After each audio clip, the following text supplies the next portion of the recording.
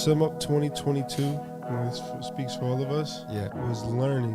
We learned a lot in 2022. So the plan for 2023 would be first quarter, Eli dropping his body.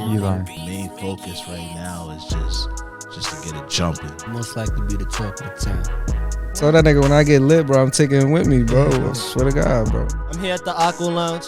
We about to talk about my new album, Scorpio. You kill me? Why is that even on your brain? Why is that on your cranium? I personally think the nicest nigga to never get a ring is AI. No, it's just to get it jumping. Most likely be the talk of the town. So that nigga, when I get lit, bro, I'm taking it with me, bro. I swear to God, bro. I'm here at the Aqua Lounge. We about to talk about my new album, Scorpio. You kill me? Why is that even on your brain? Why is that on your cranium? I personally think the nicest nigga to never get a ring is AI. Yo, welcome back to the Aqua Lounge podcast. Thank you for tuning in. This week we got a special guest in the house. He goes by the name of Rafa. Appreciate you coming through, man. Hell yeah, bro. Glad to be here, man. Yes, sir. Man, always got us. I'm happy to come out here. I saw the interview you guys did with Drama. Yep. That was dope. Like about the shit about Drake. Mm-hmm. I feel like that was the most polite way of saying like, hey, he stole my song, but it's cool. Yeah. You know what I mean? Drama. Shout out to Drama, yo. Shout out Drama. Hell yeah. Man, for real. You know, But so we go ahead. you're leaving in a little bit, right? You're going back to LA. You got a flight. When's your flight? Well, actually, I'm going up to like Sacramento. Oh, okay. California is like super big, so like most people when they think of California, they're thinking like LA, they're thinking like SoCal, that type of area. But like I'm kind of closer to like the Bay Area. Okay. Not like really in the Bay Area. We're like more like in the sticks, like up north type shit. It's definitely like an area like known for definitely like cannabis production and shit like that. But yeah, dude, fucking Sacramento is like kind of the closest city to me, and I'll be going back. Yeah, I got a flight tonight and shit. Yeah, Busy, that's dope. man. Yeah. Busy, But man. let's take it back like from the beginning. So where are you from? You're from Port Washington, right? Yeah. So what was it like growing up there? That's more towards the Queens area a little bit. So that's like Nassau County on the North Shore. We're definitely super close to Queens, but like it's a peninsula type shit. So like if you're born and raised there, like you're kind of only like interacting with the kids that are in that town and shit. So it's like it gets a little like boring. Like a lot of the kids, like they're just super unexcited and want to go. They usually hang out in the city. So that's what like a lot of, you know, kids that like grew up in that shit would just hang out in the city. So I'd be in the city. I'd be in Queens. Right. My cousins, my friends running around doing some fucking wild shit all the time. And we were just so close to the city. It would be like a 20-minute train ride into the city. Hell yeah. So, like, I was just basically in the city every day. But, like, it was, like, Port Washington was, like, a pretty well-off neighborhood. I mean, I didn't live, like, there's, like, Sands Point, which is, like, the richest neighborhood, which is, like, in our town. But I didn't, like, live in there. I trapped out of there a few times and shit. Like, I've had places there where I would trap. But, like, as far as, like, all the other kids in my town, like, they were way more well-off than I was. Like, my parents never gave me shit, ever. I, like, moved out of the house when I was, like, 17, 18, and then basically just had to, like, trap my way through, like, you know, different living situations. Still living in, like, my town in Port Washington. Like, it's a great town to trap out of, low-key, but, like, you kind of get trapped because it's a peninsula. Like, now I'm in, like, center Long Island, like, you know, I have more access and people have more access to me that are like, you know, like Northport or Bayshore or like Farmingdale. I'm in such a centralized location where it's like I'm easily accessible to like everyone, and it's definitely like helped me like as a artist and like as a business person just like spread my influence throughout LI and more of New York more. Right. So that's what we're doing. We're just trying to like gain more locations. Yeah. Hell yeah, bro. No, that's dope because like, you know, us growing up on Long Island, we're more like in the middle of the Long Island, so it's like we always say like the city's so close, but we wouldn't really go that often. You know what I mean? But for you, like it's interesting. It's you know, like you said, 20 minutes away. Yeah, like, so I always find that interesting about like Suffolk kids because like I only started hanging out with like Suffolk kids like like 5-6 years ago, like I discovered like this SoundCloud like scene, and that was like my first music scene, and that's how I actually originally met Don Pope from Holy Buds. Okay, yeah, word. Shout to him. Yeah. Shout out to Don Pope. That's been my homie for a really long time. Like That's dope. before I started making music, I was a photographer. And shit. I used to actually do like New York Fashion Week, like runway shit. Donato Images is my photography handle. It's still up. I haven't posted in years, but like that led to like me being in the studio all the time with like other artists and just making music and shit all the time. So like, and I linked up with the famous Bobby Nice, and then me and him became like best friends. Started running around the city, the studio to studio, and one day he's just like, "Yo, you want to record?" And like, I just jumped on the mic. I just watched. Just being a photographer is like one of the best like gateways into any industry, really, because like you're starting out from like a position where you have your hands out, like you have something to offer and something to give. Right. Like a lot of people who like go into different industries always have their hand out, like, "Oh, can you help me out?" So if you have something to offer, especially like now in this day and era where content creation is so important and shit like that, the ability to create quality content is just like so valuable that like even this podcast, you know, like snippets and stuff like that, like it's valuable, especially podcasting now. Like that's how, you know, Andrew Tate, he fucking you know figured out the fucking cracked the formula, Cracked it right through, went right through, man. Exactly. He went to all the biggest podcasts and fucking you know ran it up that way. But yeah, dude, going back to what I was saying, like never really like, you know, had nothing and just had to come up my own way and trap my own way. Skipped a lot of meals. But shout out to Port Washington, man. Shout out to Port PD. Hell yeah. So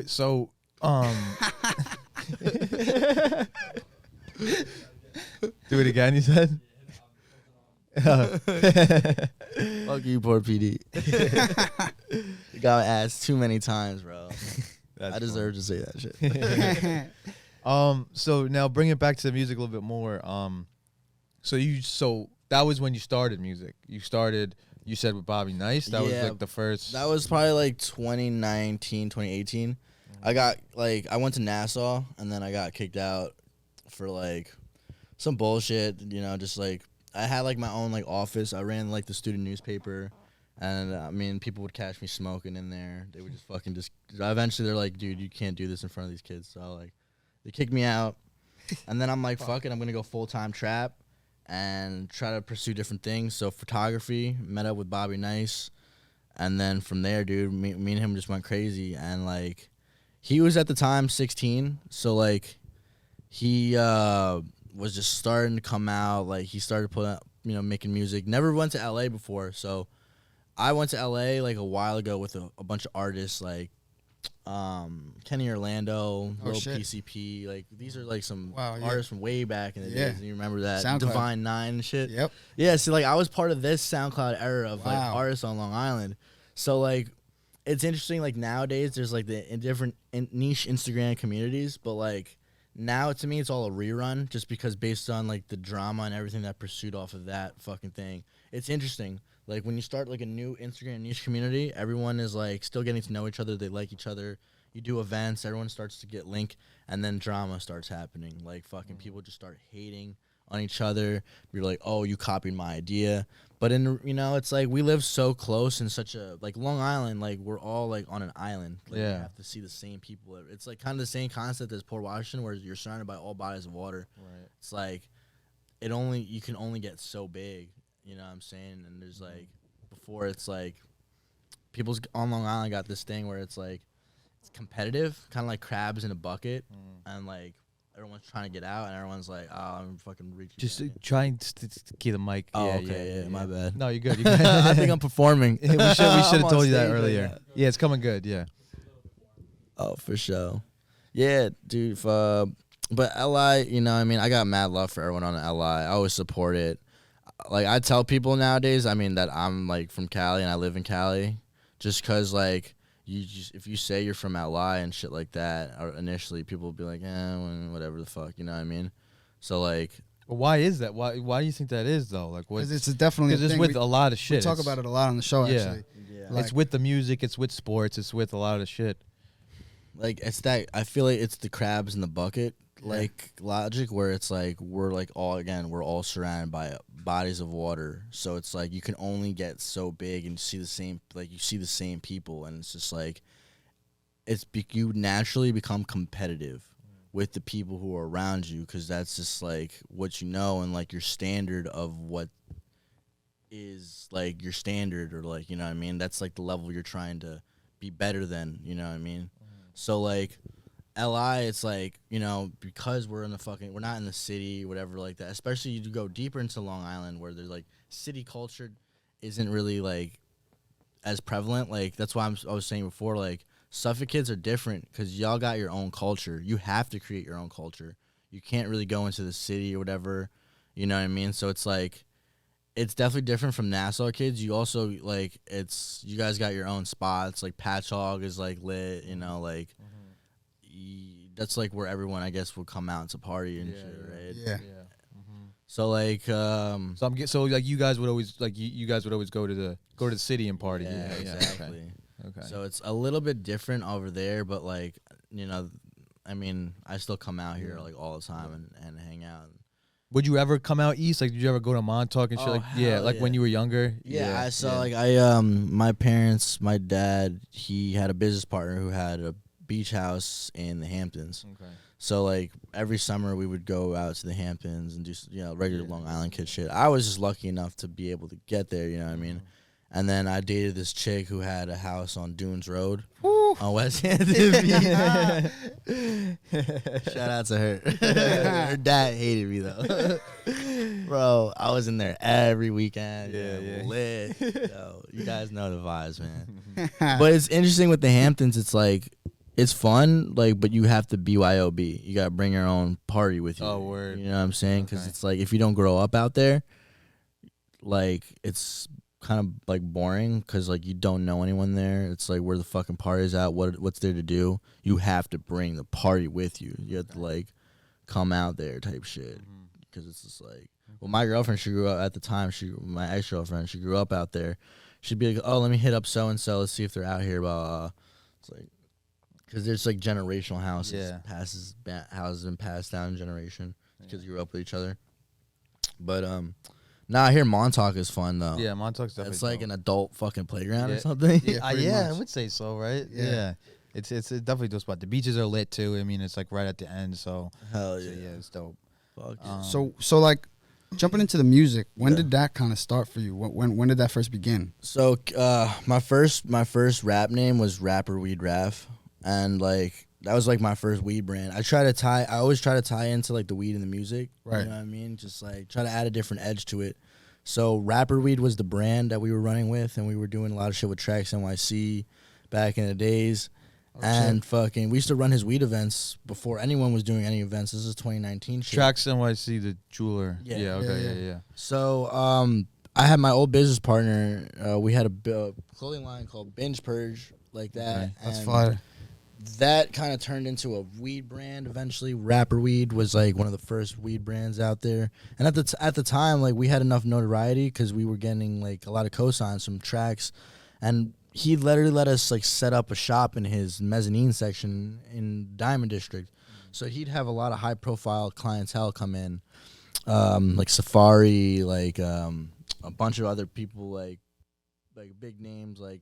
We even did a piece for Riff Raff one time and shit like that. Damn. So like just having that ability and that the reach where I could like he would be okay with me talking to these people and like giving my little elevator pitch, like because we were one of the first people doing the weed shit. Yeah. It was like interesting. It's like, oh shit, you know, we were pushing the bar, and then I feel like I don't want to say I created the business model for like the today's sesh scene, but like we originally did a show where we had vendors, but it wasn't weed vendors, it was clothing vendors, and then we did a fashion show where we had Tracks make an Instagram post, and then we had like 50 models come to do an audition where they like basically would like walk or whatever, and then we'd give 3 models to each different clothing brand, they would give them a fit, and then we'd do a runway show, and we would do that in tracks, and then each brand would have to pay $200-$250 to participate, and they would get promo, blah blah blah.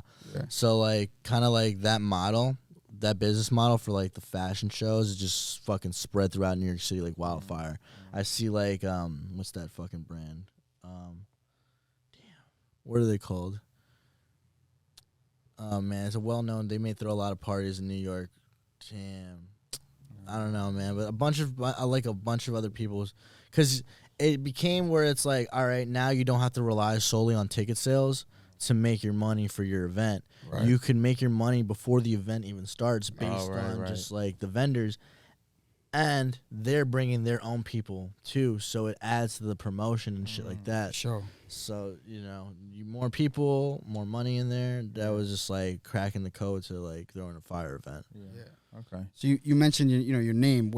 Where did it like? Oh, so where did that Rapper come Weed Rap. from? Yeah, so we Rapper Weed Raf was the original rap name. Okay. It was because our weed brand was Rapper Weed, and like at the time, like a lot of the rap names that were trending were like ABG Neal, yeah. NYCL Kai, like you were saying what you were representing, and then you'd say your name type shit. So it was like a very literal approach to like an artist name. So that's what I wanted. I just wanted to be like, this is who I am. Yeah. Boom, boom, boom. It's a literal approach to it. And then I moved to Cali, and then I'm like, yeah, me and my partner, he took our Instagram account away because I made it on his phone. I had like 10K followers on that page, all gone. So I had to reinvent myself. So Capo Raf was born. When I was in Cali, when I first got there, like a little bit before coronavirus, like I would be in pre-roll rooms, like running them because I speak Spanish. So a lot of the people who work there speak Spanish only. So they would call me Capo. Yeah, a bunch of Argentinians because I was like the captain. Yeah. So I'm like, all right, I fuck with this. So That's dope.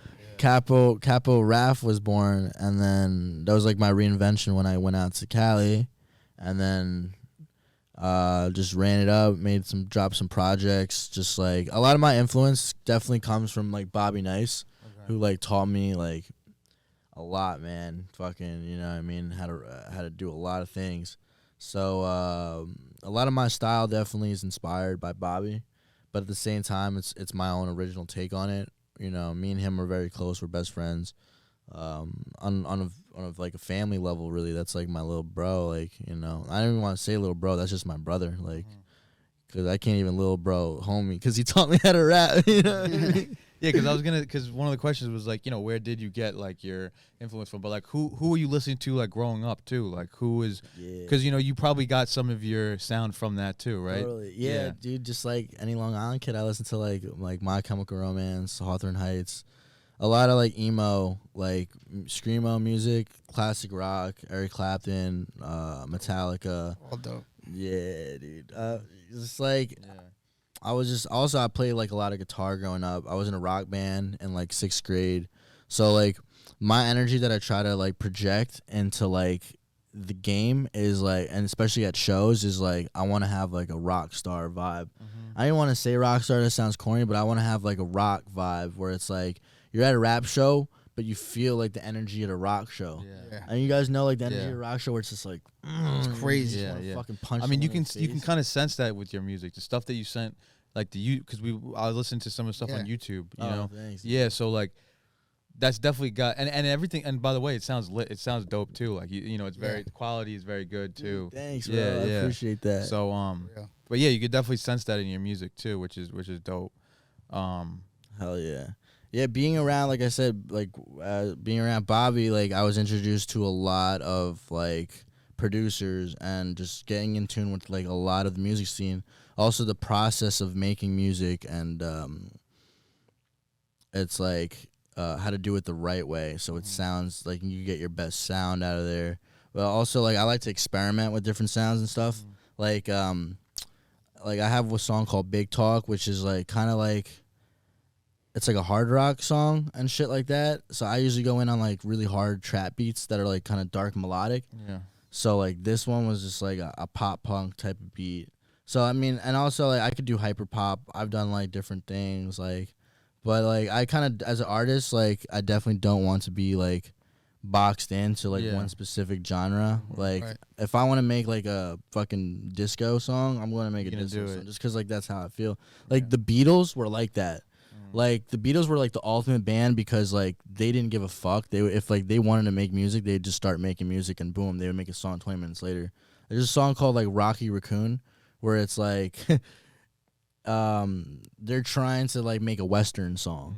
And they're British guys and shit. Yeah. So it sounds kind of like kind of awkward because they have the English accent, but they're trying to make trying not to make that, but it works. Yeah, you know what I'm saying? Yeah. It's like it's different. Exactly. Pushing boundaries. They were pushing levels. Exactly. No one else was doing it at the time and shit. So it's like you can't really appreciate it. Like now, I mean, but back then it was probably like, whoa, what the fuck? Do you listen to like Yeet at all? Hell yeah. Yeah, because I could sense a little of that in your like music Ken too. Carson, yeah. Yeet. Thanks, bro. You know, it's so funny. Like, before I started listening to Yeet, I was kind of making like Yeet type, like I was getting into like that type of sound. So then when I heard Yeet, I was like, fuck, this is exactly what I wanted to sound like. No, but that's lit though, because that's a good, you knew you were onto something. Yeah. You know? Yeah. Definitely. Yeah. Like, I got some like dope ass young producers on the West Coast. Shout out to Zion, Z-Dot. Shout out to Julian, J.O. Beats. These kids, man, like, I'll be like, yo, I want to make a song like that. Yeah. 20 minutes later, boom. Email, beat, ready to go. They're like, dope. Yo, send us the stems back when you're ready. Yeah. And then they'll finesse it the way I want. There's like, you know, being an artist, you gotta have resources. You have a good team, but you gotta treat your people good. You know what I mean? Hell yeah, 100%. So important. Yeah, really but is. I do like Yeet. I would love to go to a Yeet show. Yeah, I would love to. I love Playboy Cardi. Okay. Hell yeah. Playboy Cardi, man. I went to 2 Playboy Cardi shows, one in San Francisco, one in New York. And bro, I almost died in the one in San Francisco. What happened? Yo, so like his shows are just intense and the fans are intense, so like they'll just squeeze you into the front. So like even before he'll start performing, there's like crazy energy, everyone's sweating and shit. And then the first song he drops is Stop Breathing, and everyone just goes nuts. But his light show is kind of what fucking like fucks you up. It's straight red strobe lights, and it doesn't stop like all night. It's like it's intense. Like if you have epilepsy, do not go to a Playboy Cardi show. Do not go to a Playboy Cardi That's show. crazy. Yeah. You will have a seizure. Yeah. Like on God. Shit. Like I don't have epilepsy, and I had to like jump over the rails to the to where they have that like area so where you could walk out type shit. And after, like, dude, I almost fucking hurled and shit. It was just like, it was straight up crazy. Like I really felt like, damn, I was about to die. I'm like, this shit's awesome, I gotta go again. Now I went to the one in New York, and it wasn't as good as the one in, just because like the seating, I just picked regular seats rather than general admission. Yeah. So I feel like, Hell yeah. But Cardi, man, his record label is doing crazy right now. Yeah, I was gonna bring that up too. Opium Records, right? Yeah. So that's Ken Carson signed to him. Okay. Destroy Lonely. Right. A bunch of artists like that I like fucking love listening to. Like, also the aesthetic, the sound of it is perfect, man. Like he's got it. It's very clean. Like I just love like how Cardi's doing it and shit like that. And I just love how Cardi's just hasn't been dropping shit. It just makes you want it more. But he's been having like his artists drop for him, so it's kind of like Ken Carson and Destroy Lonely have been like somewhat filling the void in. Right. But like when Whole Lotta Red dropped, dude, that was like I don't think anyone was initially ready for it at first, and it took like a couple months for it to like marinate to the people. And then I just think that's what really paved the way for artists like Yeet and everyone to like for that new sound. Like he really just like how in 2016 like that whole freshman class kind of changed the sound of music from like, all right, this was like the old way, like, and now it's like this is like the new trap wave. Like nowadays it's like, you know, it's more like electronic sounding. It's like super just like, what do they call that? It's like Korean rock, I think they call it. Like K-pop? Or like it's like a little bit more rock. It's a subgenre of like underground. Okay. So like a lot of the beats I'll go into are like called glow, and it's like inspired right. So Yeet style people would call it Korean rock.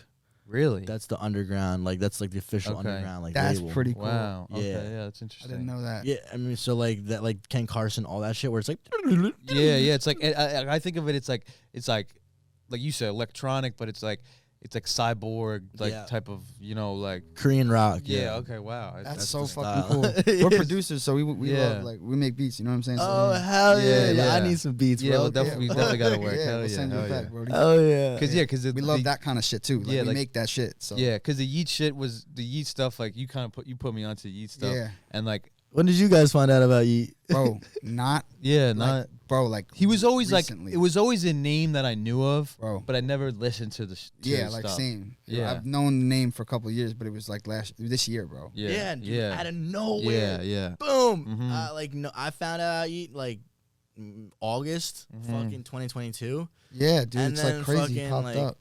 my boy Slade, shout out Slade. I make hella music with Slade. He's like every time I come to New York, he's like, I got some new shit for you.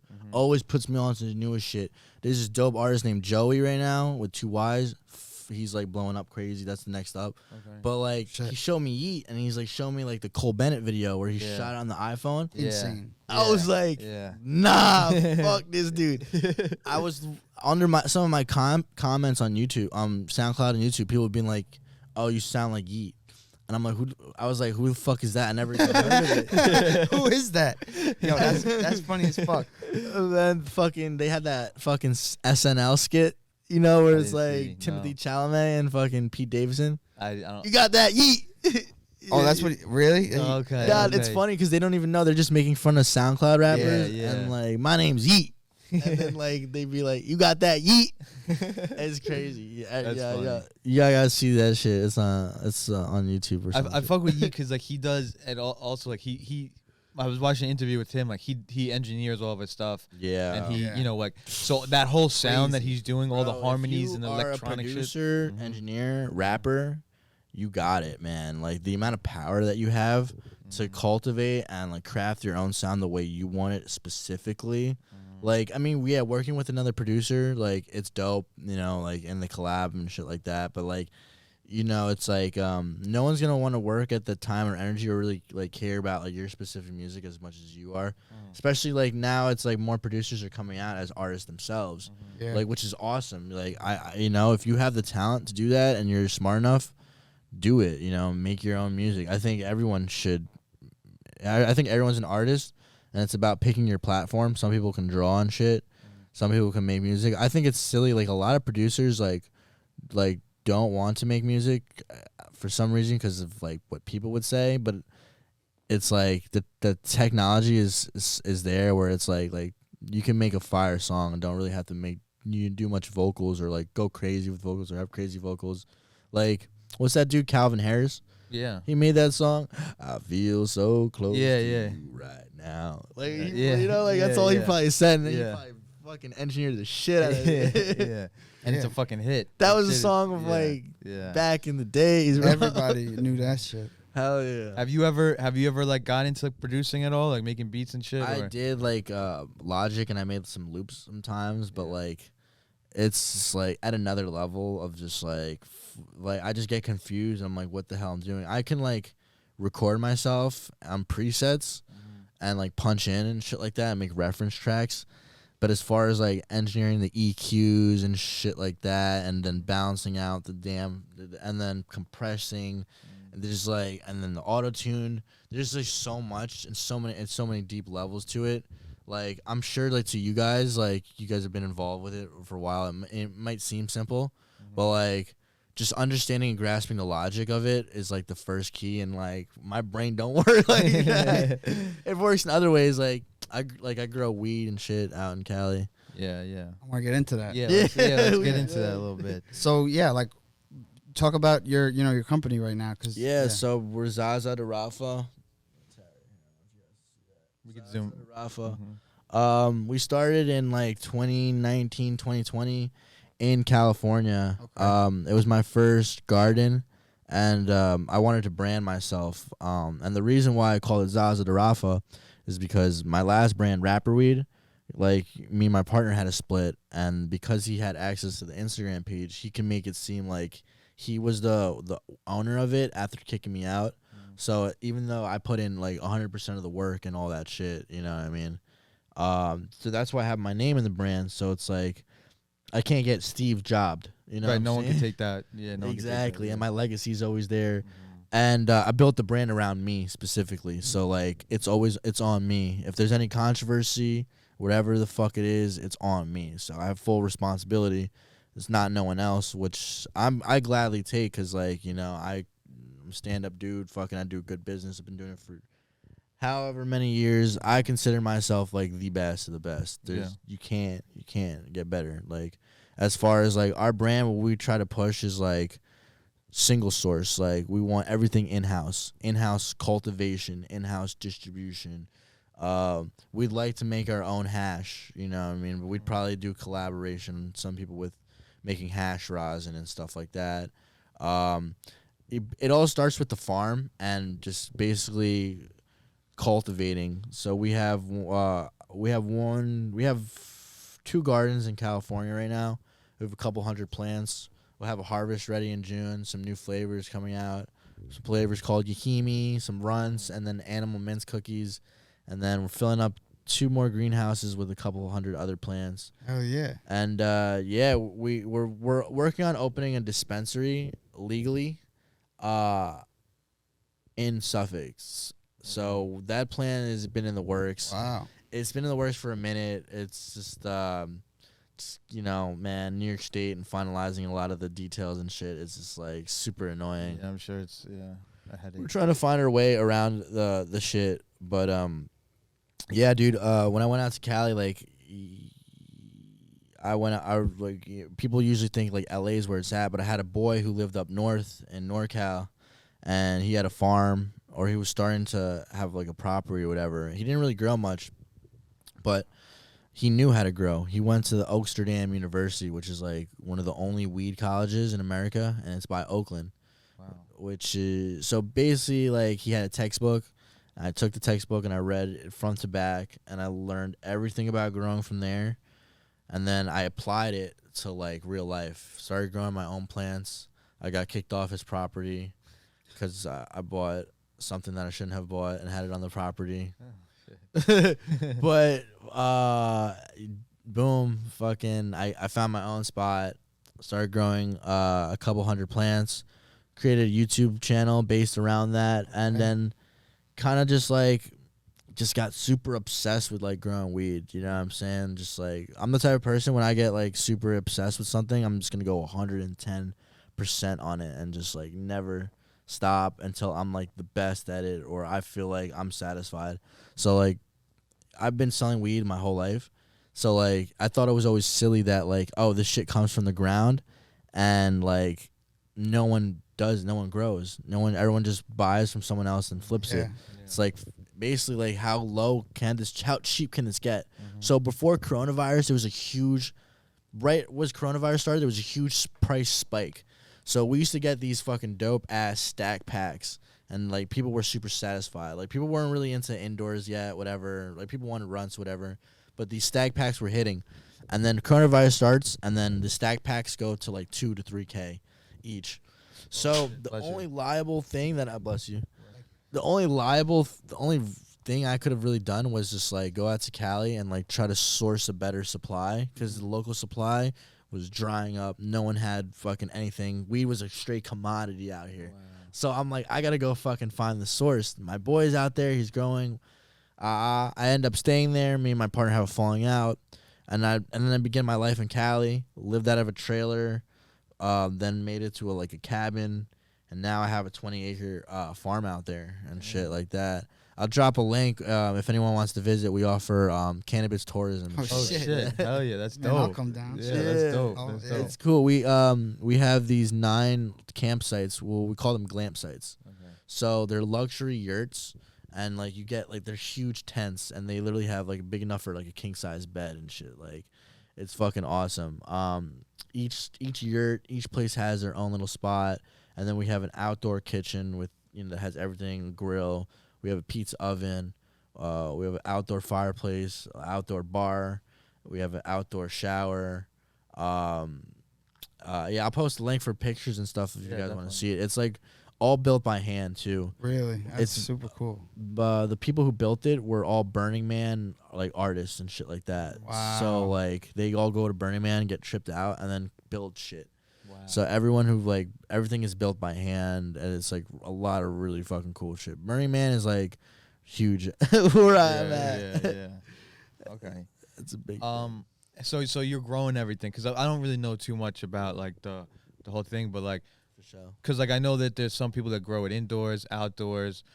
Some people it's like they grow it from water, like or whatever. So hydro. Yeah, hydro. Yeah, versus soil. Yeah. All right. Yeah. So here, man. Yeah. We could do 5 podcasts with the amount of knowledge I have on like growing. Yeah. So we do specifically on our farm is we do full organic soil, full season and greenhouse cannabis at the time.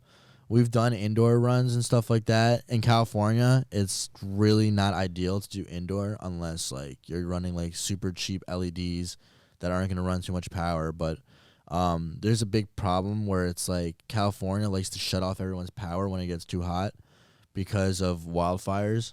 So like the lines get too hot and then it just starts a fire, and it gets so dry in the summer that it's like you could snap your fingers and like the spark from snapping your fingers will start a fucking wildfire. Wow. It's fucking dangerous. So that's why it's not good to have like the indoors or what you were saying, the electric, because they could shut it down. The electric is so expensive too. Yeah. Like that's why like people who will do indoors, they'll do it in Cali and stuff. They'll make it happen. Best growers are over there. But it's more ideal, like, to do it somewhere in Texas or, like, Maine, somewhere where electricity is super cheap and whatever. And indoor is not, it's not like where it's, like, outdoor or greenhouse. You can grow anywhere. Because with outdoor and greenhouse, you have to work with God. Like, you know what I'm saying? Like, if he wants the clouds to cover the fucking sky for a week, then you have to add supplemental light so your plants don't, like, herm out. So plants work on a light schedule. Naturally, like they start in like around this time, around Mother's Day, and they end in October. And it's based on the sun. So like inside the plant, they have like a little chemical. They're very smart that tells them like, all right, today I'm getting 18 hours of light. I'm getting 6 hours of darkness. And then when October comes around, the light schedule switches from 12 hours of light to 12 hours of darkness. So that flips the plant into flower. That's when they start to bud and shit. So with indoor and light depth, you could trick the plant by changing the light schedule and having quicker harvests. Right. So you don't have to wait till October. You could just have 3 or 4 harvests per year based on your light schedule that it's tricking the plant to thinking, oh, it's October. Oh, fuck, I'm going to die soon. They're non-perennials, meaning that like they don't last more than a year. You have to plant a new plant every year. They don't go dormant and then come back to life like evergreens or whatever the fuck it is. But there's a lot of shit that could also fuck with it. Like, like I said, you got to work with God. So if God wants it to be cold, then you got to add heaters. If God wants it to be too warm, then you got to add more airflow, or you got to figure out a way to cool your plants down. Probably like a swamp cooler, you know what I mean, or an evaporative cooler. Growing is about figuring out what your deficiencies are, really, and like whatever the fuck is fucked up and fixing it. Being a landscaper, being a janitor, always cleaning up, keeping your shit clean. Like if you're not a clean, organized person that's on top of shit, you're not gonna be a good grower. Like you really like if you have ADD, you're gonna be a good grower. OCD, you're gonna be a good grower. You need someone that's like that. That's interesting. Yeah. A lot of those guys that are like live out there isolated have like something going on. Like they're like a little kooky, they're a little different or whatever. That's why I have to go back and forth every 2 weeks. Yeah. So I could like, you know what I mean, be around like normal Long Island people and like city people, come back to my roots and like, you know what I'm saying? It gets overwhelming sometimes. And also just like, if I'm not around, business will fall apart. I have great people. Yeah. All my people, shout out to all my people. Creme de Cali, shout out to Crooklyn. Crooklyn's another one of our brands. It's our urban brand. So we do a lot of events in New York City. And then my cousin, who's Crooklyn, runs that. Shout out to Crooklyn Cannabis Company. They're doing a lot of big things. That's like our Mylar brand. So like, you let's say like you guys seen Doughboys packaging and stuff like that. Yeah. It would be like like kind of like where it's like they're like Yeah, I know what a you're little talking cartoony. Yeah. It's like it's got to appeal to like a different age range. ZaZa to Rafa is supposed to appeal to like the mature adult. You want wellness. You want the best of the best. You want some organic shit. It's clean as fuck. And I mean, it's all the same bud, really. It's just packaged differently. And like the marketing. So your target audience isn't really as like what it kind of used to be. like you used to be more like kind of like rappers, and Yeah. now it's a little bit more, just like a wider range, like people more I mean, I'm maybe not more professional, but like, just a different crowd. Oh yeah, definitely Yeah. more professional. Maybe too. maybe that's the word. We got doctors, we got lawyers yeah, that pick dude, up that's on us. amazing, dude. Good Yeah. for you. Bro, We're for we're real. trying to get into more stores and shit. We're trying to, so that's our Creme de Cali is a great product because it's THC infused coconut oil, and what it does, it has 30 different uses. You can use it as hair moisturizer, skin moisturizer, hair conditioner. I just used it as tattoo cream. My tattoo was feeling a little dry, and I just threw it on there, and literally it feels good. It doesn't feel itchy anymore. And you're getting high as fuck just off of that. So like, technically no. Okay. Because your skin doesn't have any cannabinoid receptors, but your genitals do. Really? Interesting enough, yeah. Wow. Okay. So another use for our Creme de Cali coconut oil is you could use it as sex lubricant as well. So I mean, maybe if you have someone that doesn't smoke weed and is like super like hasn't smoked weed in like forever their whole life, they may feel something potentially just because I mean it's a low dose. Shit, you might have to use the whole maybe, but actually it might be because that's really interesting. We got to do some more R&D on that.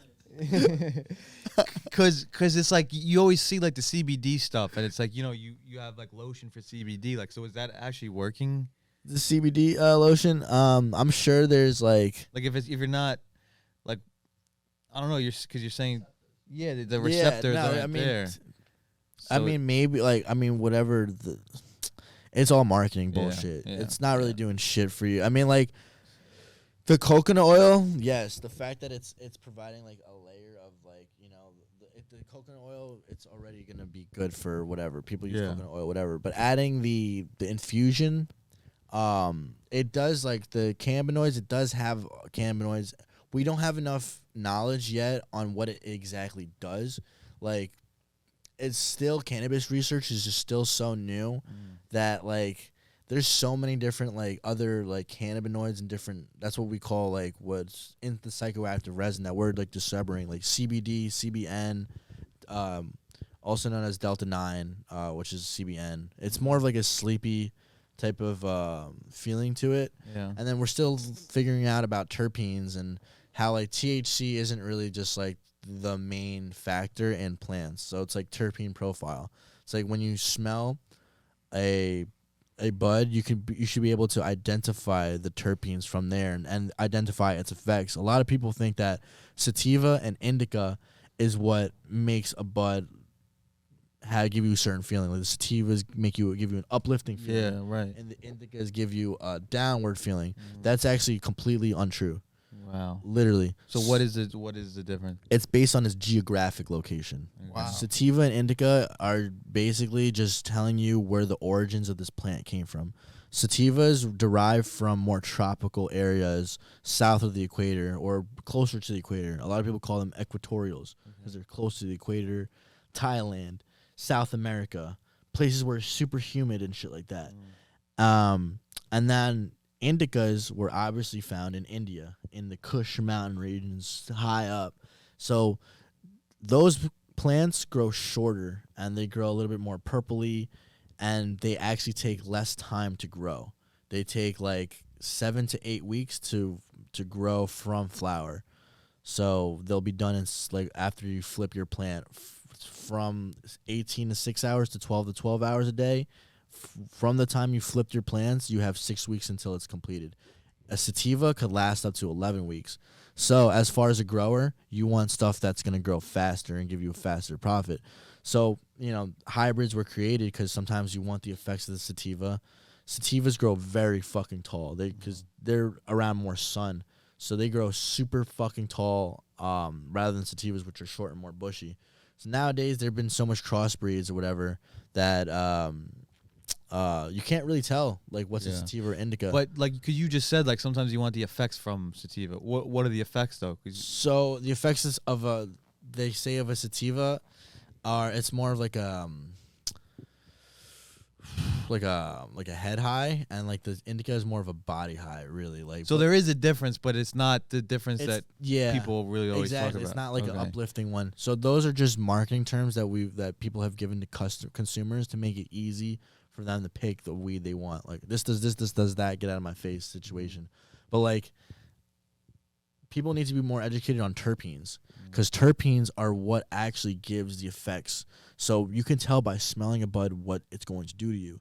If it's got that sweet runts kind of nose to it, it's more of an indica downward type effect to it. If it's got a very piney smell to it, that's a terpene called pinene and caryophyllene that are in there, and those are those more wake up terpenes. So you find that shit in black pepper. You find that shit in like orange or whatever the fuck it is. It's like it tells your body like get activated, move. And the other terpenes are more for like sleepy time and get you sleep. So like the best way to identify like what the bud's gonna do to you is by smell, and then going on what's called a terpene wheel. And this is like it's a wheel that was created by like a bunch of weed scientists back in the days. And there's different type of terpene wheels. But from the smell, it'll be like, okay, does it have a nutty smell? Does it have an earthy smell? Does it have a sweet smell? And then from there, there's another thing. All right, another subgenre. Does it look like this? Does it look like that? And then from there, you can identify like your terpene, what's actually in the bud through your smell. So professional like cannabis smokers who like write reviews for like brands and shit have to be 100% like fully knowledgeable on their terpene. Like they'll be able to smell a fucking bud and be like, oh, it's got this, that, and then and they'll be able. So like like THC percentage isn't like the biggest thing in the world. More people are finding more knowledge. Also, just like growing in the sun, like what we do, you have a stronger like light source. The stronger light source you have, the more bud you can produce. You can only produce as much as your lights, rather than as many plants you have. So the sun is the strongest like source of light that we have. Point period. You know what I mean? It's the fucking sun.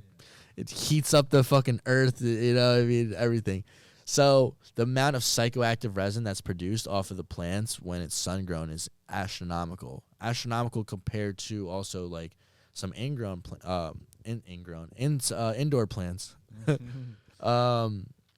Yeah, dude. So it's like depending on what you're growing for. If you're growing for hash production, like we call those washers. Okay. So you're not even going to smoke that weed. You're going to chop it down, throw it into a deep freezer, and then slowly agitate it over a sifter, or you're going to wash it with RO water and dry ice or regular ice, and then you push it through these micron screens, and then that's how you run it through a harvest rate freezer, and then that's how like we come out with like this dry sift type of shit. And then what you do is you press it from there, and that's how like hash rosin gets created. So hash rosin right now is like, which is the best way to ingest like cannabis, really, like healthiest way or the best way. Like what do you think? I don't want to say I mean, it's the cleanest way. One of the cleanest ways because it's solventless. You're only using temperature and heat as your extraction method, rather than like BHO or CO2, which could leave some trace amounts of like additives or whatever the fuck they use to extract it.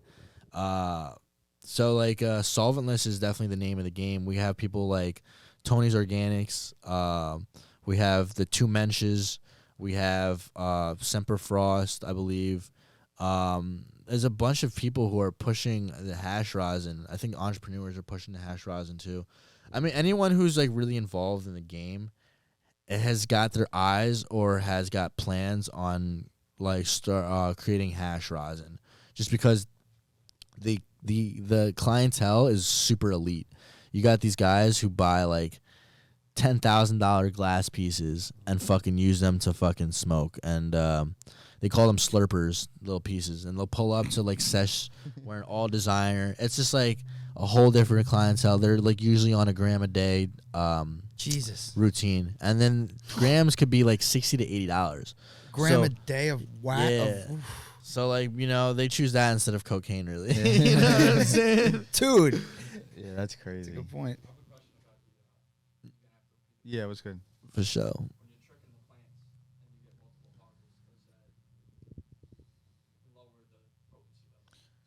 So question. So when you trick the plants, like you were talking about, to make it seem like, oh, it's this time of year, whatever. Right. Does it lower the potency of anything, or and in general? Because that was one of my questions too. Does it mess with the like you're fucking with the plant? Like, is it gonna mess it up somehow? As long as like you stick to the light schedule and you don't fuck up the light schedule and like you keep it this consistent all day, you won't have any potency issues. The plant will be ready from it really starts maturing from when you start flowering. So like there's two phases. The veg phase, which is when the plant doesn't have any buds, it's growing, and then there's the flower state. That's when you flip the light schedule. So people can flip it in 2 weeks and then the buds will produce, but you want to give your plant the best start it has and the healthiest start. So you want to flip your plants based on like what you want. So if you want a quick fucking thing, it also when it flowers, it also stretches. Your plants grow 3 times its height. If your plant's this height, and during the flower states in those 6 weeks, it'll grow up to here. Even like the indica, like yes, okay. yeah. So what you can do is super cropping. You top the plants and create multiple tops. So instead of the plant naturally wants to grow like a Christmas tree with one big top. That's what we call it, one big cola at the top. So what we do is we do methods called super cropping, where you literally pick off the top most node. And what happens is there's branches on the side, and the plant is so smart that it'll be like, oh, snap, the top isn't growing anymore. I have to compensate by growing 2 tops. So now there's 2 tops. And then what you do is you pick the tops out of those, and the plant's like, fuck.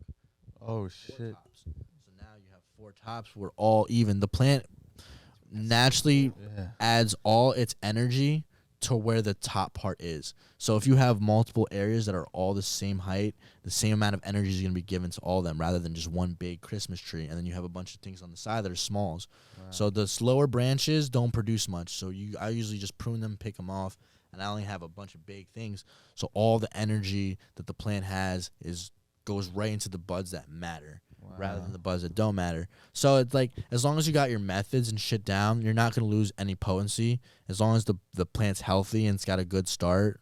I mean, you don't want to flip it like when it's like just starting to root. You could, but you're not going to produce as much. The longer you let it go, the more bud you're going to produce. But as far as potency, as long as like you're feeding everything correctly,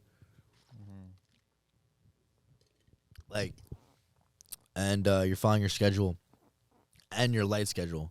So if you fuck up your light schedule, even just once, you could fucking hermy your plants. So your plants can hermaphrodite. Basically, they impregnate themselves. So the way that plants work is you're sexually frustrating the plants. You're removing male plants from these female. They're all female plants. Female plants are the only ones that produce bud. The male plants produce the seed, the sperm, basically. So like the buds, they're sexually frustrated. That's why they get bigger. They want to be more attractive and shit. They want to like and they grow more psychoactive resin so they could stick, so that shit can get sticky, so fucking the pollen that the male plant creates can stick to it and they can get impregnated.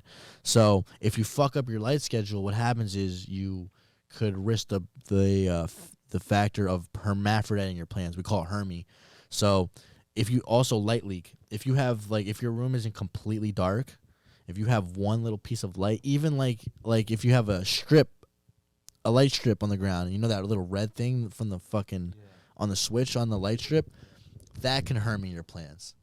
Like even if it's not hitting the plant, if it's just like just in the corner, the little light, just something, even anything. It's got to be completely dark. You can get away with a little bit, here and there. For the most part, But for the most part, if you're like, if it's got to be complete dark, and so there's so many factors that could fuck up your plants. And if your plant's hermy, you can't do shit with fucking seeded plants. I mean, nowadays seeds are going for like $100 for like 10 pack of feminized seeds. They say that if your plant hermies, then all those seeds are already feminized. That's like a theory, but I don't know, if I haven't really tested it yet. Planting hermes seeds, you're probably gonna lose potency and shit like that. And have someone that's breeded it right. The way they breed is you get a female plant, you get a male plant, and you put them both together in the garbage bag, and then you shake them together, and you impregnate the plant, and then you get a bunch of seeds, and you know they're mature when they're a dark brown color. That's those are the mature seeds and shit like that. Now that you're here, like you're when you're here, who's run? You have like a team running the phone. Yeah. So ZaZa to Rafa too. We have Quinn. We have Creme de Cali. So they do a bunch of pop-ups. We have Crooklyn. We got Slave. We have some people in Philly. And when I'm not in the West Coast and I have my workers, take care of stuff. But like, because of today's technology and just like, social media and just like FaceTime and text message, I feel like I have the ability to be in a lot of places at once, or have my face shown in a lot of places at once. So it's like I still have a presence. So that's why it's always important to just post. Yeah. Oh, I tell people like, oh, what can I do to get my business and my brand going better? Post. Okay. Go on, do podcasts, do fucking everything, fucking, make music. Even if it's like, people might think it's cringe at first. Like, at first people think everything is cringe, and then it's like, oh shit, all right. And it kind of turns into something dope. Exactly. Yeah. When I first made music, some people thought it was cringe and like whatever. And then like a lot of people actually had a positive experience from it. Like, you never know until you really do it. You know what I'm saying? You're just gonna have your haters and you're gonna have your supporters and shit. You know what I mean? So speaking on the music a little bit, like, do you perform? Have you ever performed? Yeah. So when I first started making music, it was during coronavirus. So like. Okay. No, like, I made music and then I was gonna perform and then coronavirus started, so I wasn't able to do it. Oh shit! To wait through the whole fucking thing to do it. So December, there's a show in my town in Cali, Nevada City, and like, I threw a bunch of tracks out there, whatever, and there was like 50 kids like that knew my songs word for word, like in Cali. Like, that's dope. Cali shows hella love. You know what I mean? They're like, oh, he's from New York. He's lit. You know what I mean? It's like there's like it's not like they know what part, but like it's all the same to them. Yeah. Oh, do you know K-Flock? That's what they were all saying. Totally. And shit. That's funny. It's my cousin. No, I'm playing. No, but that's dope though. Yeah, that's dope. And like what you were saying, a lot of people looking at like, oh, I got 50 people. Some people would think that's like only 50 people, but you're saying these are 50 people that know my music. Like that's a big. That's huge. That's a good amount. That's huge. That's definitely, yeah.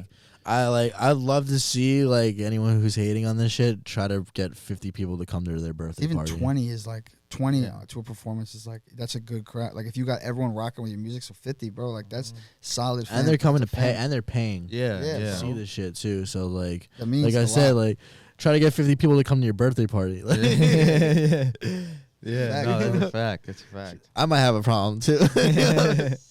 So. Unless I'm before me. What do you think the benefit of performing is for artists? Like, is it more of just like a comfort thing to get the experience, or is it something that they can do to use as a tool, or both? Definitely, like if you like got a vibe to you, because like I consider myself definitely more of a recording artist. Like my voice sounds definitely a little bit better when I'm recording because I punch in, I take my time to record, but like. Also, like, there's a different thing about me where it's like my energies you have to kind of feel in real life to really understand me and feel me, and like feel my vibe and like whatever the fuck it is. So when I'm on stage and shit like that, I like try to provide like the vibe where you're feeling you're at like a rock show. Like it's a rap show, but you feel like you're at a rock show. So like that feeling inside where you just want to like rage out and shit. I'm trying to bring that shit out. Right. So like a lot of my fans are like younger and shit, especially in Cali. The sound out there is very like super mellow. Like it's like Draco the Ruler type. You know what I mean? It's like there's some shit that goes crazy, but as far as like jumping and just like what I'm saying, like getting that like head bob and shit. Yeah, like that neck breaking. Just like you just want to like fucking what I'm saying, that feeling. A lot of this, it's also like really good to project, a lot of those, some of those feelings in that type of way through music and shit like that, rather than like, these kids like getting into fights with each other or whatever the fuck it is. Just like it's a positive outlet, and I'll as long as I'm helping one person, like that's what all that matters to me really. But like going back to that shit, performing, it's like people could feel your energy and you can communicate more of like.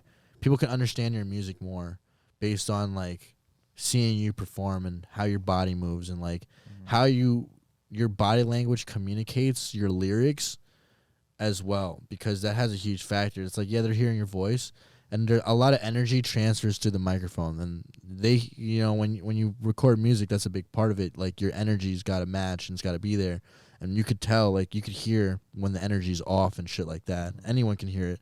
So a big, also like just like visuals, like a lot of times like I won't like a song until I see a music video, or I didn't think that song was fire until I saw the video. I'm like, damn. Yeah. So like definitely having the ability to look someone in the eyes and like rap to them so they could feel you and they could feel your energy, what you're trying to project.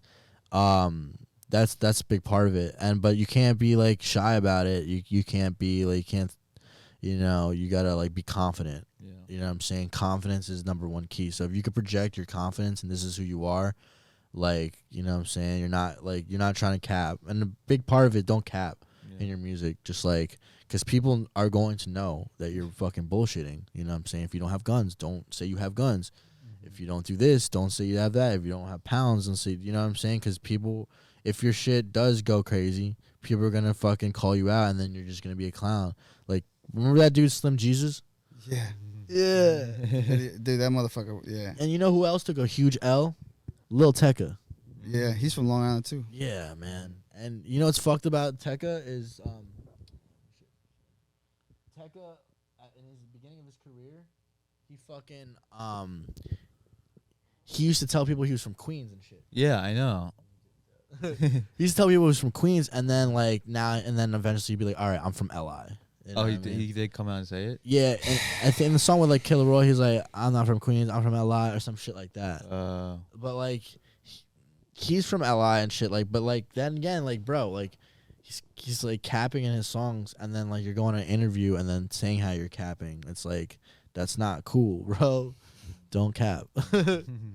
Are you like interested at all, like would you want to stay independent as like an artist? Or you like if a label came to you and like was like the right thing, like let's say, you know, like Opium Records or some shit like that, like would you, it's something you want to entertain? Well, if it's Opium, fuck yeah.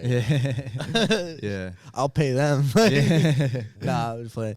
Yeah. So the benefits and about being independent is that you could drop whenever you want. You have complete control of your music, whatever. The benefits of having a label is the army that comes with it, the distribution, the networks, the producers, the other artists that are in the label. Like a great label for me, if I were to join a label, would definitely be Opium. That's huge. That's huge though. But I think Epitaph Records, which is more of a rock label. Okay. So like the image and shit that they would push, their stylists, their people, would definitely be more suited towards like kind of like my sound. Okay. So Epitaph Records, yo, if you're listening to this, sign me. But like there's different deals. There's 180 and 360. Yeah. So I'm in a position where I am able to invest in myself and my own music. So I would just need the co-assignment of the music of the record label and the resources that the label has. Right. So that's what it is. Where a lot of people, yes, you can do it yourself, but like you don't have the knowledge, and a lot of times like the business aspect fucks with you in your head, and it fucks with your music. So you're so business orientated that you lose your artistic vision, and you can't concentrate on being an artist. Like if you could have a team that can take care of all that shit, and you can concentrate on just being the artist, and you can trust them, that's ideal. Because then that's when you're going to come out with your best shit, you know, your best work. I mean, yeah, like Russ, he does it all. He's, you know what I mean? He could do it all. I'm sure he has some people. Yeah. He delegates work out, you know what I'm saying? Sure. Like, he doesn't even beat his own people up. You know what I'm saying? Beats up fucking Smoke Perp and claims it was him, and it wasn't even him. It was just, he's like, yeah, real, that's how bosses move. Those are my people. But like, but he's right though, bro. That's like the way, you know, you got to direct traffic and shit like that. That's how a real boss moves. Yeah, man. But like a record label and shit like that, I wouldn't accept any money. And if I did, I'd flip the shit out of it. Fucking, yeah, dude. Like, yeah, Opium Records. If I get a Ken feature, Destroy feature, Kari feature, Yeah. you know, going crazy. That's like the only, that's like the only like reason to sign to a label is just like the resources in the army and the clout that you get from it or whatever, you know, being a signed artist. But realistically, like, you could do it by yourself. Bobby Nice, he could do it all by himself if he had the right team around him for sure to push it. But there's obviously some things I'm still learning. I don't know. You know what I'm saying? It's good that you know though the like what you need them for. 'Cause a lot of people, their head goes big when you hear the talks. It's like, wait a minute, let's see how we could actually help each other type shit. So like you said, if you got an advance, you already know what you're doing with it. You're gonna flip it. You're gonna pay that shit back. So I'll double up. Yeah. So it's just like it's that's big. It's a really good. It's good that you're knowledgeable about that because a lot of artists are not. Yeah, man. Another thing I know you wanted to talk a little bit about was like the crypto space and stuff. Yeah. Yeah, man. Crypto. I'm a big guy on crypto. Me as well. Dude, fucking. I've been trading for a while. I do a lot of day trading, scalping, like Hell yeah. Fucking swing trades and shit like that. Do you leverage at all? Leverage? Yeah. Hell yeah, KuCoin. That's what I'm on, bro. Oh my god! Hell yeah, that's the Cali handshake. Do and then that. That's like a Cali. Everyone in New York be like, Dab up, yeah. Yeah, I like. That ass became a Cali boy. So fire. I got this tattoo like a week ago here in New York, and I got this New York tattoo in Cali like a year ago. So you got the New York in Cali. That's funny. So going back to crypto, man. So like, yeah, dude, fucking Bitcoin, Ethereum, it's like gonna be the standard of how we accept currency and what it's inevitable. The future. It's been future proof. I mean, we have quantum computers that, in theory, could eventually crack it. So that's something to think about. But I think by then, there's going to be different coins that are standardized and scalable. So the XRP, it's like in the future. Right. You know what I mean? That's like right now, Bitcoin, especially when Bitcoin hit 50,000, it wasn't made to hit 50K. That's why like the transfer fees were so high. There was a lot of shit going on with that. So, I mean, like I'm saying, blockchain technology and shit like decentralized banking and all that shit is the wave of the future, especially if we're doing like intergalactic colonization where Elon Musk is like creating a base on the moon and a city on Mars and shit like that. It's like people aren't going to be like sending each other cash apps. Fucking they're going to be sending each other crypto transfers. Yeah, no, you're good. Like international. Yeah, you're good. You're good. Damn. Like internationally, like a lot of the plays I'll make, the easiest and best payment in seconds is through crypto. Like if I want someone from Dubai to pay me, instead of fucking going through the banks or having them ship something, blah blah blah, boom, crypto. So, especially in my game where I'm at, crypto and cannabis definitely go hand in hand. Years ago in 2012, I had the chance to buy in at $40 a coin. I had a bunch of local kids in my town were like, yo, there's this new thing called the Silk Road. It's like, you might want to fucking jump on it. You can get these units from Italy for like a couple $100s. Yeah. So I was like skeptical about it and I didn't want to do it. And then 2017 hits and then boom, Bitcoin hits 20K. And I'm like, fuck. And then, I think everyone was like that. And then it crashed again. It came down to 3. Yeah. And then that's when I'm like, yo, everyone get on there. Yeah. The thing about crypto that people need to understand and what's so important about it is that there's a limited supply. It's only 24 million Bitcoins in existence. And for every coin, there's only a limited amount of coins in existence. Now, the difference between this and gold is that gold is a literal like physical thing, right? Move it. Exactly. Yeah. You could find more. Yeah. The circulation, if you look online, there's like 20 million tons, whatever the fuck it is, right? What if tomorrow Jeff Bezos or Elon Musk, with their space companies that they have, Blue Origin, Jeff Bezos owns, SpaceX, Elon Musk owns, they go asteroid mining. They go fucking find a goddamn asteroid with the same amount of gold as Earth. They brought it back to Earth. They just doubled the amount of gold on Earth. What is that going to do to every economy in that world that's backed by gold?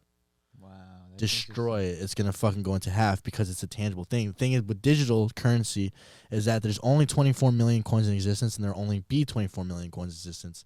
The code was written perfectly. It's not gonna change, and because of checks and balances or the ledger, every single computer who is mining keeps a track of the transactions. So that's why it's impossible to break it. It started in 2017. It's 2022. No one has yet to hack Bitcoin. Ethereum got hacked once, but no one has yet to hack Bitcoin because it was written so perfectly, the code and everything like that. And since then, there's been other codes that have been written. So even if Bitcoin were to fall off, the logic of cryptocurrency, where it's like, boom, there's a scarce amount of it's a scarce amount of inventory. There'll only be amount of this inventory, and the only thing they could do is burn coins, or coins can go missing in wallets, making it more scarce, upping the value of the product or whatever the fuck it is, the coins. So yeah, that's just basically the logic of it. Where I think like some people are like, oh, it's gonna fizzle out, it's gonna phase out. No, like the other thing is gonna happen. Your way is gonna phase out, and this is gonna be the way. I like the way you really worded that. Like that's really, I like it a lot, because I think it's one of those things where it's so new too, where it's like anything that's disruptive. Yep. Any disruptive technology is gonna be disruptive, and it's gonna turn heads. That, you know what I mean. So I used to be like pretty like gung ho on it, like. And like I was like, what, you got burned one time? Oh, of course. Yeah. So then I was like, all right, you know what I'm big. Saying? Let me staying up all night watching your trade. Yeah. So let me like reevaluate this and like let me see, because you know, like everything, there's sides to everything. There's good, there's bad, but I just fell in love with the like just the technology of it and how they gamified the fuck out of it. Yeah. It feels like you're playing a goddamn video game or some shit. You're watching the charts. You got YouTubers and shit. My favorite YouTuber is Crypto Face. Dude goes on Instagram Live with live trade. You know what I'm talking about? Of course I know. Bro, you see, bro, you know Market Cipher? That's my indicator that I be using on TradingView. Yeah. That's really what I use, bro. His shit. The green dots. The green dots. I'm all in. Dude, that's so funny. 100x leverage. Fuck it. Dude. That's funny. That's so fucking funny. Yo, that's great, dude. Yo, bro, I have my notifications on when Crypto Face goes live, because I try to catch his trades and I try to buy in with him. He's crazy. He's like nut job. I mean, not really. He's got balls. Yeah. Yeah. And he'll hit. Sometimes he won't. Yeah. Sometimes, and then he'll be like, "Oh, well, we didn't do it so good. Like, I lost 100K." He'll get pissed, dude. He'll be pissed off. He'll be like, "Fuck this shit. Like, I'm done." Like, and then I'll just be back on. But yeah. And then the next day, back on. What's going on? Everyone was back in here. Oh man, the charts are looking great today. Fuck. All right. Well, here we are, 2 million in. And I'm there with like with $50 or like $100-200 in my trade. Like, I'm with you, bro. He's at $1.5 million, 2 million. We're going. Yeah. That's funny. Bro. That's funny. Yo, So go ahead. What are you gonna say? Yeah, it's just like crypto, man. It's just like, the thing is though, you gotta be on your shit. You gotta be researching every day. You gotta be looking at the charts. You gotta see what other YouTubers. You gotta do your research. You gotta be on Discord, random ass Discords, fucking looking for that moonshot. Like, the amount of moonshots I've gotten tuned with before they blew up, like SafeCoin, Mooncoin, BNB coin, fucking what's that shit? What's the fucking one? Doge. What's that one that everyone was obsessed with? Shiba Inu. Yeah. Oh my god, dude. Because it was what is it called? The unicorn fucking damn swap, unicorn swap. So there was a bunch of coins you could only get on Uniswap and stuff. But Uniswap was so annoying back in the days. Like, trying to buy, like, I was trying to buy like a couple million Shiba Inu coins way before that shit blew up, right? I could have been a millionaire off of that shit. Yeah. But it wouldn't let me process the transaction. The prices were always changing like every second. Yeah, it was so new price. I'm like, bro, how do you even buy this fucking coin? Yeah. And then once a coin makes it to a major exchange, it blows up. Yeah. So like Coinbase. Yeah, when it lists. Once it lists on Coinbase, KuCoin, once it lists on BNB, that's what you got to do. You got to be your research on what's going to be listed and shit like that. So if you can catch something that's like brand new or shit that has utility, like, what is this going to do for me in the future? Yeah. Does it? Am I able to add shit to the transactions like Ethereum? Ethereum is so genius because what's the dude's name? Vitalik. Yeah, what he figured out, Vitalik Buterin, what he figured out was that with these transactions, you could attach data, so you could also develop. What he created was basically like how Facebook was just like a developer's playground for a crypto network. So like a lot of people attach their NFTs and a lot of their projects or whatever to that. I had a line. Oh, I dropped a line of NFTs with drama.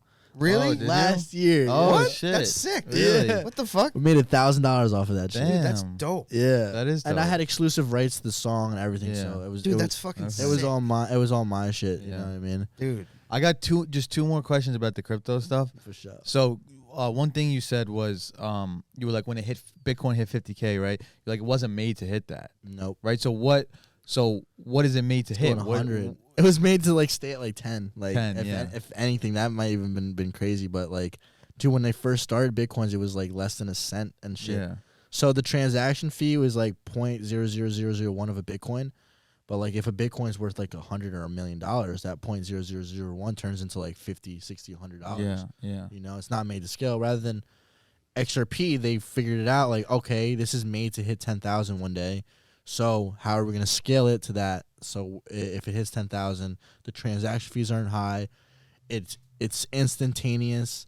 You know what I'm saying? When these guys created Bitcoin, it was an experiment. They didn't realize like what Satoshi Morimoto. Yeah. He didn't realize like what the fuck was going, what it was, but the logic and concept of a blockchain technology can be used for a lot more things, not just crypto though. It's Yeah. like we're just figuring it out Yeah. right now, the decentralization of Right. things and whatnot. Okay.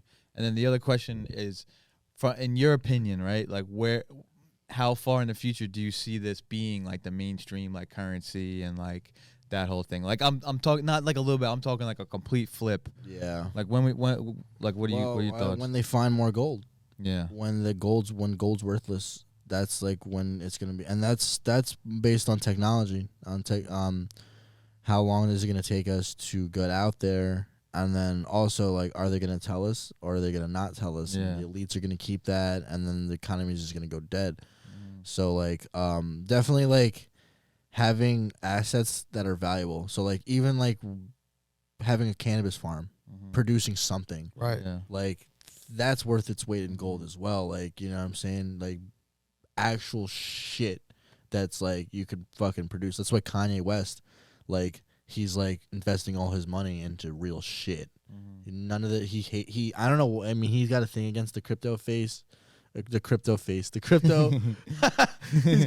got a thing Crypto against industry. the crypto space and Yeah. like everything that's digital in the metaverse, whatever. He's like, I'm investing all my money into clothes. I'm investing my money into farmland, this church, like things that are like tangible, like STEM players and shit like that. He's smart and shit. He's got it right. I think that like eventually, like who knows, our planet might even be fucked. That's why like Elon Musk is like trying so hard to make us like get the fuck off this planet. Be multi-colonizational, intergalactic. So like if anything happens to our planet, We're not Our all fucked. yeah. But that's a weird, low is key that it's gonna be weird because like if humans are on different planets, humans are gonna evolve differently over thousands of years and look hella different. That's gonna be weird. That's a weird We don't thing. like fucking avatars. Bro. Yeah, no, for real, dead ass. It's you're based on your body's based on your environment and adapts to what it is. So if your environment is like heavier gravity or some shit or lower gravity, you grow taller, you get stronger, or whatever the fuck it is. Like if you're born on Mars, you can't come to Earth Yeah. type shit. Yeah. Because the gravity is so heavy on Earth compared to Mars, you're just gonna like your organs and all that shit are just gonna sink to the ground. That's a weird concept. Yeah. Yeah. They're not strong enough to maintain, or unless you wear an exoskeleton Yeah, or some yeah. shit like Yeah. that. Yeah. Yeah, that's a good point. That's weird shit. If you go on Mars though, you're gonna be like, Yeah. Gonna be able to lift everything. break the whole planet while punch. That's funny. Yeah, terraforming and shit like Yeah. that. So I got one last question before we depart here. Fuck yeah, man. This has been an awesome interview, guys. Thank Dude, you. no, for real, this is a fun Yeah. one, dude. What's give us some things that you got going on, like upcoming. What's some things? For sure. So like, if you guys pay attention to our Instagram channel page, ZaZa to Rafa, every week we probably do 3 to 4 like events throughout New York, Philly. Sometimes we're in Miami. We're trying to go out to Texas. We're trying to go out to Vegas. We're doing a bunch of stuff in Cali. As far as music, I just recorded a music video yesterday with Slade. Some hot shit, man. We got some fire shit dropping soon with Slade. Make sure you guys check it out. We're dropping a whole EP with Stain. Stain is Slade's rap group. He's going crazy with that. Yeah, we got just a bunch of events, man. Just like, if you guys stay in tune to we do Fridays with Lab Bros. We do Smoke Break Wednesdays with Doughboys. Doughboys Cannabis. Shout out to Doughboys. Hell yeah. Hydro is a local like, if you grow weed, you know LI Hydro. That's like the only supplier for grow equipment on Long Island, specifically cannabis grow equipment on Long Island. Okay. Owner's a cool ass dude, very knowledgeable and know their shit. Yeah, dude, just weed events. If I'm definitely down to do some shows coming up soon, but I haven't really had any opportunities or heard any opportunities lately. I usually just let them come to me. I'm definitely not paying to perform.